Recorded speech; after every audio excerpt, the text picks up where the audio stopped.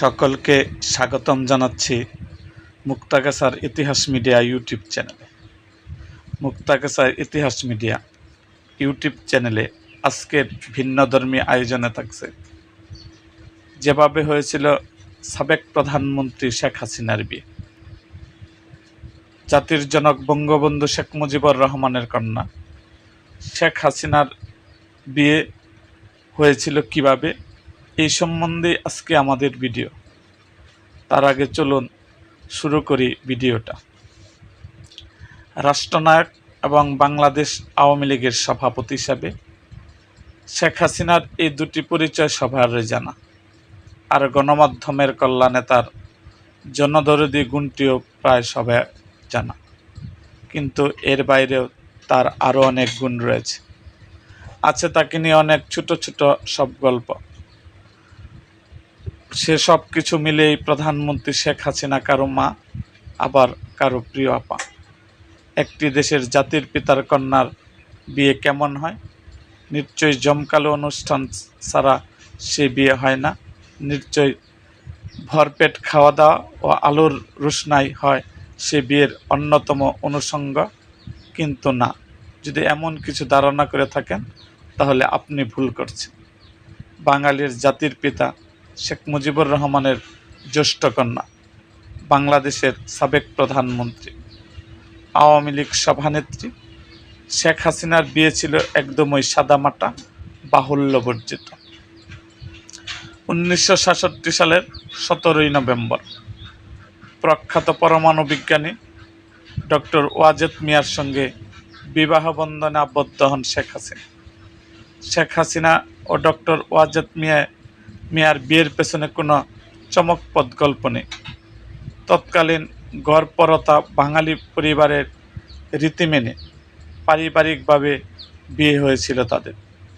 রংপুরের আওয়ামী লীগ নেতা মতিউর রহমান প্রাথমিকভাবে তাদের বিয়ের গটখালি করেন। বিয়ের পুরো প্রক্রিয়াতেই তিনি ওতপ্রোতভাবে জড়িয়ে আছেন। লন্ডন থেকে সবেমাত্র পিএইচডি শেষ করে ডক্টর ওয়াজেদ মিয়া 1966 সালের সেপ্টেম্বরে ঢাকায় ফিরে আসেন এবং আণবিক শক্তি কেন্দ্রের ঊর্ধ্বতন বৈজ্ঞানিক কর্মকর্তা পদে যোগ দেন। এমন সময় মতিউর রহমান নিজের গুলশানের বাসায় তাকে ডেকে নিয়ে জানতে চান শীঘ্রই বিয়ে করার পরিকল্পনা আছে কিনা তার। ওয়াজেদ মিয়া জানান 3 মাসের মধ্যে বিয়ে করতে চান তিনি। সুরুচি সম্পন্ন, অমায়িক ও সদাচার স্বভাবের মেয়ে বিয়ে করতে ইচ্ছুক বলেও জানিয়ে দেন। এর 10 দিন পর মতিউর রহমান ডক্টর ওয়াজেদ মিয়াকে আবার বাসায় ডেকে নিয়ে জিজ্ঞাসা করেন, তুমি মুজিব ভাইয়ের মেয়ে হাসিনাকে দেখেছ? আমার মনে হয় ওর সঙ্গে তোমাকে ভালো মানাবে। প্রথমে এই প্রস্তাবে অস্বস্তিতে পড়ে যান ওয়াজেদ মিয়া, কারণ জাতির পিতা বঙ্গবন্ধু শেখ মুজিবুর রহমানকে তিনি ভাই বলে ডাকতেন। তবে মতিউর রহমান তাকে বলেন সেটা রাজনৈতিক সম্পর্ক। এ প্রসঙ্গে উল্লেখ্য, অনেকেই জানেন না যে ছাত্র অবস্থা থেকেই ওয়াজেদ মিয়া রাজনীতি সংশ্লিষ্ট ছিলেন এবং সংগঠক হিসাবেও ভালো ছিলেন।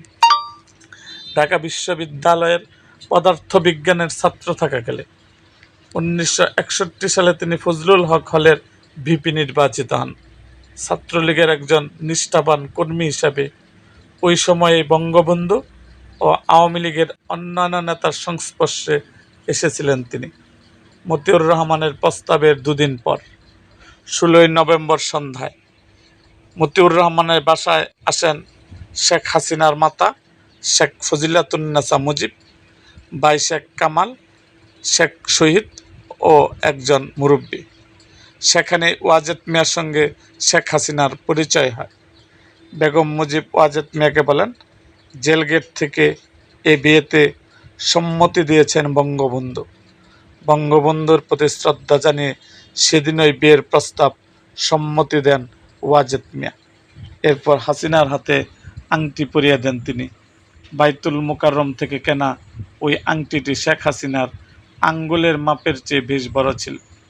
এরপর ওয়াজেদ মিয়া আঙ্গুলে আংটি পরিয়ে দিয়ে দোয়া করেন বেগম মুজিব, আজকাল সবাই বিয়ে ঠিকঠাক হলে শপিং করতে বিদেশে ছুটেন কিংবা দেশ থেকে লাখ লাখ টাকার শপিং করেন, কিন্তু বঙ্গবন্ধুর কন্যার বিয়েতে জমকালো শপিং হয়নি। বিয়ের দিন doctor Wazed Miah stadium market থেকে একটি লাল গোলাপি শাড়ি, মাঝারি আকারে ক্রিম রঙের নতুন ডিজাইনের একটি সুটকেস এবং একজোড়া স্যান্ডেল কিনেছিলেন। ডক্টর ওয়াজেদ মিয়ার সঙ্গে কোনো টাকা না থাকায় সব জিনিসপত্রের দাম দেন মতিউর রহমানের স্ত্রী। সেদিন রাত 8:30টায় মতিউর রহমান দম্পতি ওয়াজেদ মিয়াকে নিয়ে ধানমন্ডির 32 নম্বর রোডে বঙ্গবন্ধু বাসায় যান। রাতটি ছিল শবে বরাতের রাত। সে রাতেই বিয়ে পড়ানো ও কাবিননামা স্বাক্ষরের সিদ্ধান্ত নেওয়া হয়। ডক্টর ওয়াজেদ মিয়া স্যুট পরে বঙ্গবন্ধুর বাসায় গিয়েছিলেন। বিয়ের সিদ্ধান্তের পর তিনি একটি টুপি চেয়ে নেন। এরপর 25,000 টাকা দেনমোহরে শেখ হাসিনা ও ওয়াজেদ মিয়ার মধ্যে বিয়ে পড়ানো সম্পন্ন হয়। বরাবরের মতো পরিবারের এই আনন্দঘন দিনে অনুপস্থিত ছিলেন জাতির পিতা বঙ্গবন্ধু শেখ মুজিবুর রহমান। কারাগারে থাকায় বড় মেয়ের বিয়েতে অংশ নিতে পারেননি তিনি। বিয়ের পরদিন বিকেলে জেলগেটের কাছে একটি কক্ষে বঙ্গবন্ধুর সঙ্গে ওয়াজেদ মিয়ার দেখা হয়। বঙ্গবন্ধু তাকে জড়িয়ে ধরে দোয়া করেন এবং তার হাতে একটি রিল্যাক্স ঘড়ি পরিয়ে দেন। সংক্ষেপে এটাই শেখ হাসিনা ও ডক্টর ওয়াজেদ মিয়ার বিয়ের গল্প। ডক্টর ওয়াজেদ মিয়া আর আমাদের মাঝে নেই, কিন্তু শেখ হাসিনা ও তার 2 সন্তান সজীব ওয়াজেদ জয়, সাইমা ওয়াজেদ পুতুল বহন করে চলেছেন বাঙালিদের স্বপ্নের মশাল। এরকম আরও ভিডিও পেতে এবং রাজনৈতিক অঙ্গনের নানা ঘটনা ও ইতিহাস জানতে আমাদের মুক্তাগাছার ইতিহাস মিডিয়া ইউটিউব চ্যানেলটিকে সাবস্ক্রাইব করুন এবং পাশে থাকা বেল আইকনটি বাজিয়ে দিন।